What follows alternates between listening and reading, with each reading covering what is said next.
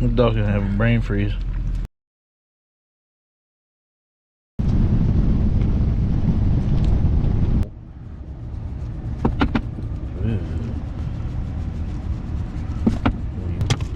Morning. Get out of the way, he says. Boom. Welcome back to the good old Southern IA. We're seeding today. Terraces. Kinda windy.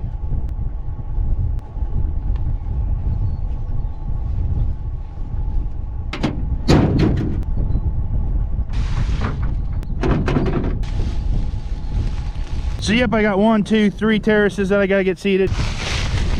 Putting some bromade grass on it. You helping?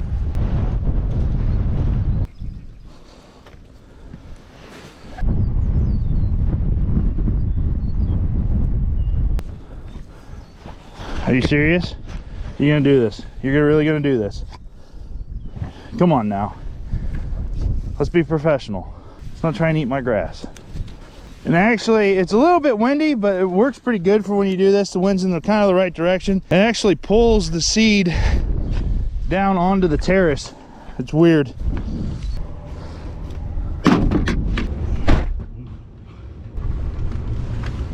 So morning drainage talk. Speaking of drainage, check out this sweet swag soil Max sent me. Got my logo on it, got the iowANFarmer. Dang thing's so darn nice that you don't ever barely see me wearing it because I don't want to ruin it. This terrace here is what we call a grass front, and we're supposed to have grass on it. Now it's got grass on it. So you can farm the back side of the terrace, and it's just got a 3-to-1 slope, I believe, on the front side. Control the dam structure. It works pretty good because you don't give up that much land when you go to build these terraces. I kind of like these. It takes a lot more time to build these terraces than just a push-up terrace, which is just a triangle looking deal. And people have asked me, like, don't you have to maintain terraces? Aren't waterways easier?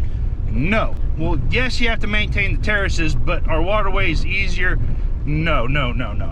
So right here is obviously a waterway. It looks pretty darn nice, but it's actually not doing its job at all. And I didn't film doing this, but here a week ago, my dad and I were out here on Saturday or Sunday. I don't know what it was. Well, today's Sunday. So yeah, so last Saturday. Wait, is today Sunday? Yeah, so it's been over a week ago. And what we're trying to do is actually get the water back into the waterway. Water back into the waterway? What the heck are you talking about? Right here's an example of what I mean. Right there's the waterway. Here's where the water is actually flowing. Don't you concur? You concur. Yep. It's so big he had to jump over it. So what's happening here, sorry for the farmers that know this, but there aren't people that know it and wonder why we do this stuff and why I'm so into drainage, is that the water comes down the hill and then it hits the waterway. Well, if you look at the rows of these soybeans right here, they farmed up along the waterway here, and they most likely did tillage up along this waterway. We just rented this farm, so this isn't our doings. And when you do tillage up along the waterway like this, it actually creates a little bit of a berm. So when the water comes down the hill, you can see it happen right about here. It hits that berm and then runs straight down the rows, straight down the waterway, and it erodes the field versus actually making it into the grass where the water should run. So you can see what I did here. I just come into the waterway a little bit, I cut into it, I push my dirt up, try and make a little bit of a berm. There's a pretty good cut coming down here. That flat could use pattern tile. We're starting to rain here. That'll help that out because there won't be so much water up there. It'll work like a sponge, absorb the water versus the runoff. We don't want the runoff. Oh my gosh. Okay, stick with me, this rant's about over. So if I catch the water, divert it in here, it goes back into the waterway work. Or pipe pulled up the hill and a terrace built. To me, a way better option. We aren't actually too far away from my field that I got cereal rye in, that we also picked my bonus corn in. Let's go check and see if it's grown anymore. Oh, what was that?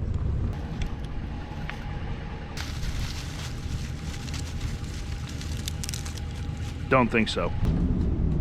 Now this is government ground, but someone cut a tree and then left me a nice little mess here, along with one on that side. Man, as windy as it is, I want to check on this tree. Still standing, still for sale. So what are we doing today? Today we're going to be doing a soil health check on my farm. Up here, I think they are. The last time I did this is from my first field day. I used a different platform. I'll show you guys what I'm using now. But this is kind of what the field looked like about, I can't remember how many years ago, but I'll put it right there. And I actually didn't own the farm at this point. Wayne and I went out and did all these soil samples to get a baseline of what's happening on the farm. We learned that my pHs were relatively high here. 7.4, 7.4, 7.6, 7.4, 7.3, 7.3, 7.2, 7.2. So the farm didn't need a lick of lime. And my P and K levels sucked. Orange is low, red's very low. Which the funny part about that was a very wet spot right there. We had some high areas here, but the P, bad. The K, really bad. And in my opinion, soil sampling is kind of like a farmer's report card. But say you want to form a landowner relationship tenant with a farmer, that farmer should be saying, hey, let's take soil samples on this ground to give us a baseline of when I take over that farm. That way, it's a report card. Over the years, 2 years or 3 years that you do the soil samplings on that piece of ground, you should be able to tell that, hey, that farmer is building up my soils or the soils are being maintained. If the soils are being depleted, that either means the farmer's mining your ground or not applying enough nutrients for the removal rate of that crop. Therefore, they're taking nutrients or value out of your land, and it's going to make it harder to continue to get a return on investment. Yeah, it's something that people don't really talk about when they go to buy land, things like that, so it kind of gets pushed to the back burner. But for a return on a landowner's investment is that if it's got good fertility, you can grow a better crop, therefore you should be able to get more cash rent. And if you can maintain that ground with a report card via soil samples, that's what you need to do. And that should be something that a tenant should be willing to do. If they're not, fire them and find a new tenant. I had a bunch of these somewhere. I just can't find them right now. I got some here. Where are we going? All over the place. This place? Yeah, we're doing here. If you want to help me today, I got to go do one more farm after this. I could use a driver. Ready? Yep, outside. But I'm thinking 4 inches of concrete. How much on concrete would you do? 6 inches. You did 6 inches? I'll do 6 inches then. Yeah. So for soil sampling, what I'm using is my Agfinity mobile app. I've got a soil sampling layer put in here, giving me all my points. 1, 2, 3, 4, all the way through. How many are we gonna do here today, Wayne? 14. So we use the GPS to drive to a location, take the soil samples, we'll go all through that. All right, we're gonna go up the road. We're just gonna go about to the top of this hill. Keep going, keep going, keep going. Right there, it'll work. So then I just take a plastic baggie, write my sample ID, number 1, then we hop out. Then I take my bucket, my soil probe. I like to take samples all the way around the goer or whatever I'm driving, and then I mix it up in the bucket, and that's how we do that.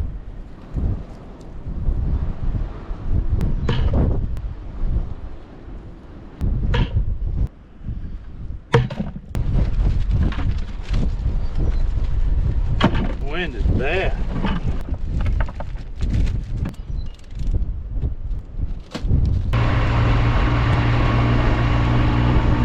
This sample number 11, should be interesting to look at because it's got the cover crop on it. It didn't get anything growing on it last year, and I spread a bunch of fertilizer when I seeded this cover crop. So we'll see if there's a jump in the fertility compared to the rest of the ground. This is not near as nice as dirt as the first few samples that we got. It's got way more clay content in it.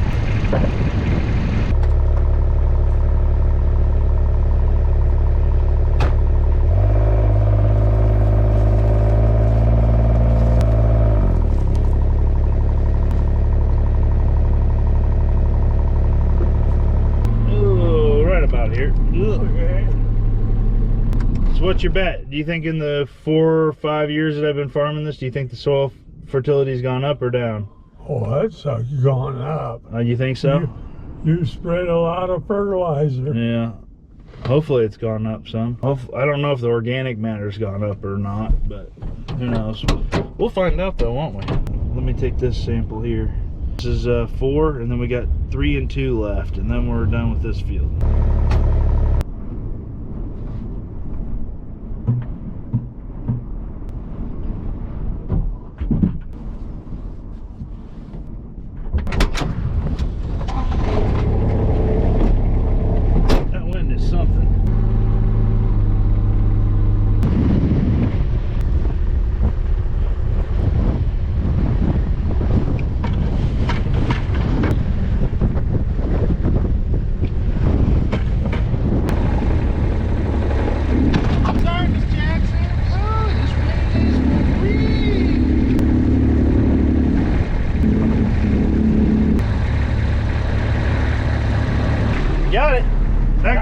Yep.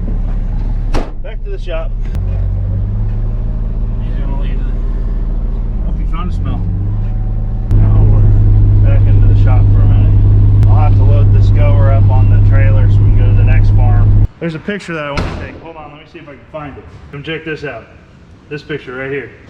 Look, you even got that Sears coat on. That's the picture of you and Bandit when he was just a pup the last time we went and did this soil sampling. Wow. 2017, 21. So yeah, it's been 4 years since we soil sampled. We're gonna take that picture. We're gonna do the same thing. I'll put those on the tailgate like that. Okay. And then you'll stand there and hold Bandit and it'll be... Oh, why is your belly wet? You go in the pond.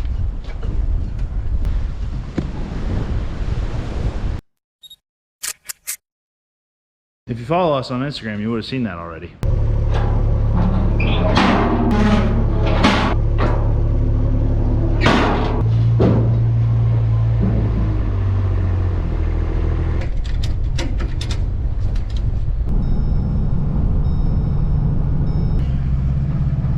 gonna go take a little clip of that and show that to him.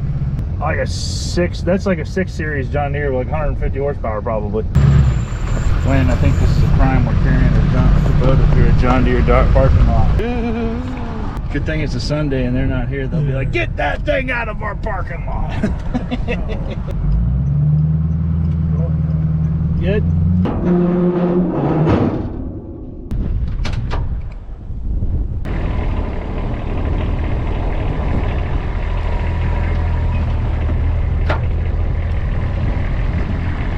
No gas pedal time stuff.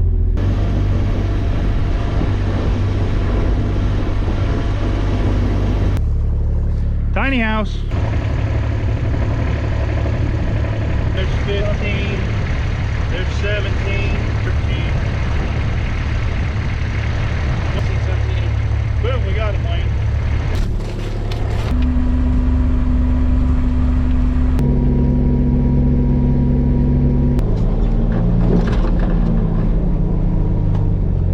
That was a good little Sunday soil sampling job, don't you think? Yeah. I better feed you now, though. We'll go get some food. We'll go find something. I'm kind of hungry. You slept through lunch, I know it. I heard you snore. Sonic works? Good. Because that's what we get. Burger? Cheeseburger? Yeah. Hamburger. Hamburger? Know that photo that we took earlier? Yeah. With you Yeah. and Bandit? Yeah. And now. Old one? New one. Old one? New one. Us. There's that.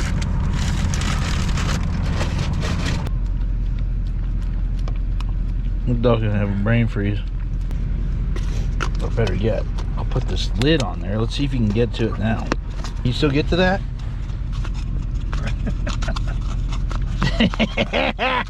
That's so cruel.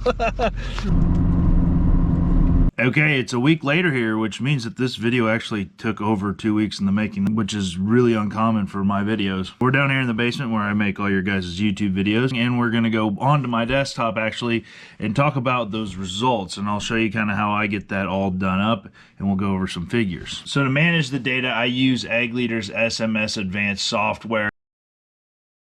It's what I use to interpret all the yield data, everything like that, as long as with the soil samples, design tile plans, and everything like that.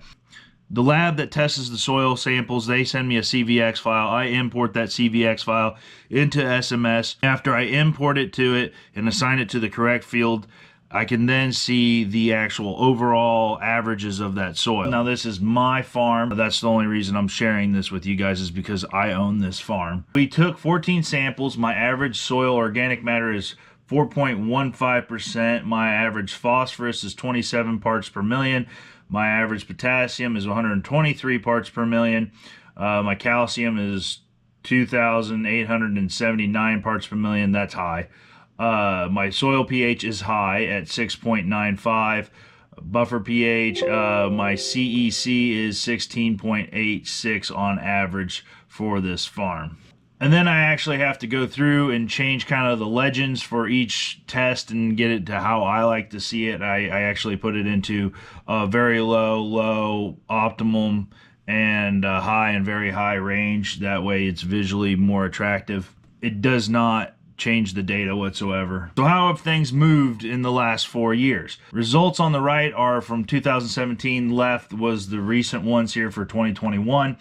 My soil pH hasn't moved very much. That's something that you can't really move. The only thing that you can really do is drainage, and I guess you can kind of trick it with sulfur as well, but that's really what I've been tackling. You guys see that by watching the videos. My soil pHs are still way high. And we move into the phosphorus levels here. You guys can see most of my phosphorus levels, I've gotten some of them into the high range, and then the optimum is the most of this farm now, and I've still got a little bit of a low range there. I'm wondering if that has to do with where we were doing a lot of dirt work, building terraces last summer.